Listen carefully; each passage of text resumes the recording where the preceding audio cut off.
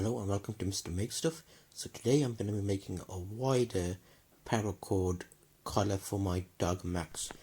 And here is the old collar, which is a double weave cobra paracord design. And it's quite good, it's thin, I like it, but I've got this belt which I've used to make the leash. So I've got the remaining belt which was a collar. So I want to actually double weave over this with the cobra knot just to see how that looks, because it's lying around. So this is me just doing the weave around the belt.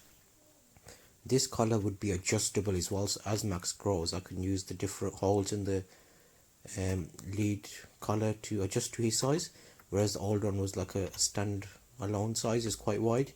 So here I'm just weaving this on. You can check loads of videos online to see how this works. It's basically a paracord cobra weave or knot, whatever they call it. But yeah, you basically do that all the way down. You need plenty of paracord. This is 550 grade. Make sure to check it as you go along to see which hoop he will be fitting into. It's not great photos here, but give you an idea of how it looks. It's a bit wider, so I prefer that look on his fur, because he has got quite long hair, so it's actually hides a smaller one. So I'll adjust between the two of these to see which one we prefer the best.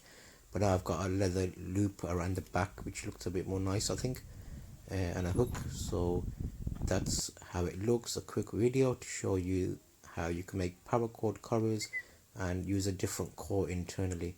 Let me know which one you prefer, the old thin one or this new wider version, which is about 3 inches wide, versus the old one which is about 2 inches.